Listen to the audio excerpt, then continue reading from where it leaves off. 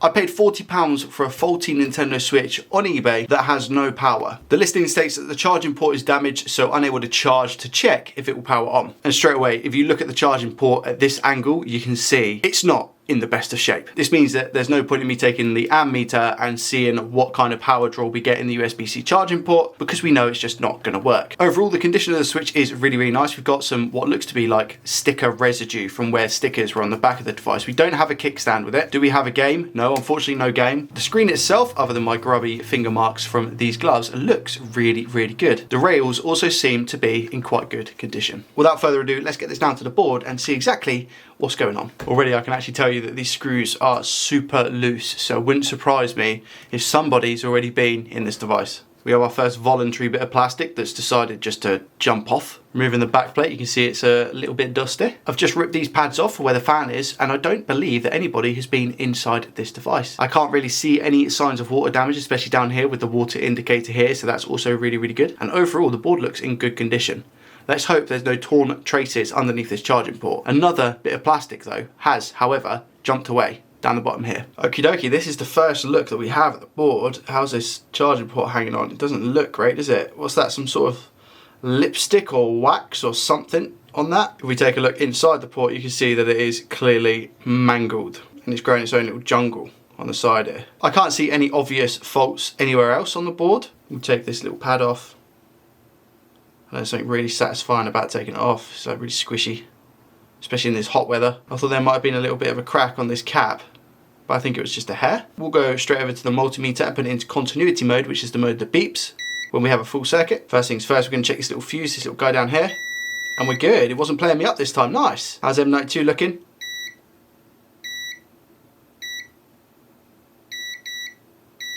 Good so far, actually. Really good so far. M92 seems to be fine, no issues whatsoever. Which means that I think P13 USB on the back will also be fine, which it is. That's good, that's really good. Lastly, we'll just check around at BQ, see if we've got any shorts around here.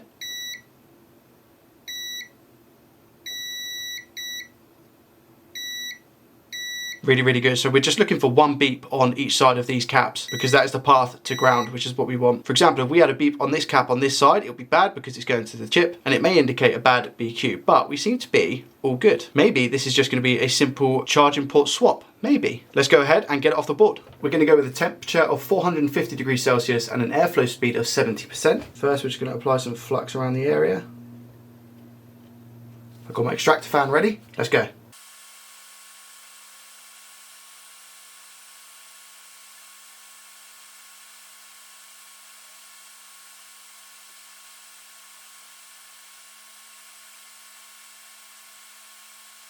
Now let's get some leaded solder added and just give everything a bit of a clean. I'm going to try a new method today and I'll show you that in a second. Just want to get this all cleaned up first.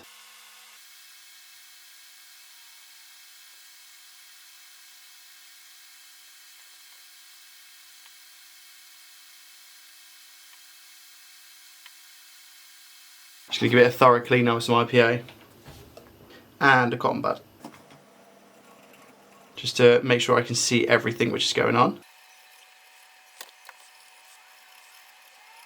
So the method we're going to use today is the drop method. So I hope to be able to leave every single bit of solder on this port and then just simply drop the port onto the board. Because I've added the leaded solder, we should be okay to do it, but I just want to make sure that we've got what we need to get clean first before we attempt it.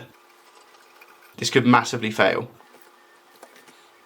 Here I'm just wiping down as well because I want to make sure that I don't rip any of these pads. So by going in a down motion, I think there's less of a risk of doing that. Just gonna give it one last clean with a toothbrush now that we've got most of the flux off the board.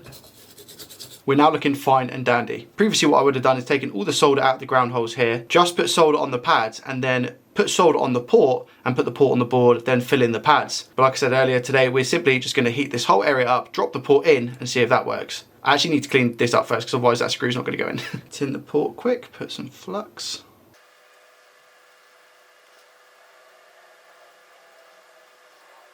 There we go. I've just taken the flux off of it as well because we don't want a fluxy port. We're going same temperature, 450 degrees Celsius, but now what we're going to do is put the airspeed down to 30%. Let's get the flux ready. And wish me luck.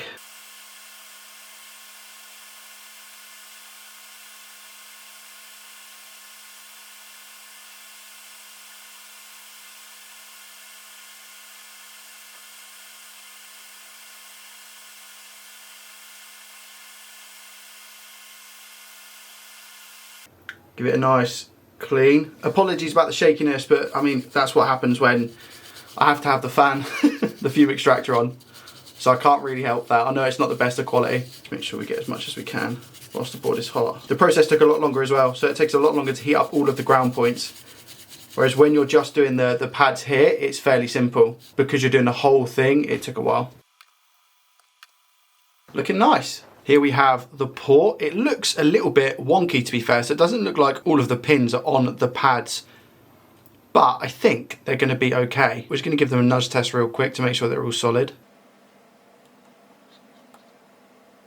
Which it looks like they are, every single one. When you look at it like that, it doesn't look too bad. But as soon as you start bringing it down, you can see they're just off-centered a tad. But the port itself, as you can see, is completely flat to the board. So I don't think that's going to matter too much. And I can see why people do it this way, because you can see how much of the solder has come through on the ground legs. Look at that, that is absolutely solid. Back here as well, they look solid. Turn the board over and look at it from the other side.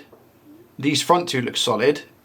These two could do with a little bit more strengthening actually, so I'll do that now. I'm just going to add some solder to them. I think the burnt plastic you can see here is most probably going to happen 9 times out of 10. It's quite difficult to apply the heat as much as you do without singeing a bit of the plastic, but there are incredibly talented technicians out there who don't do this. So one day we'll get there, one day maybe. Add some flux there, add a tiny bit of flux there, get some solder. Just make sure, there we go, that's a bit better. And the same for this side. Make sure it flows through. Okay, that looks better.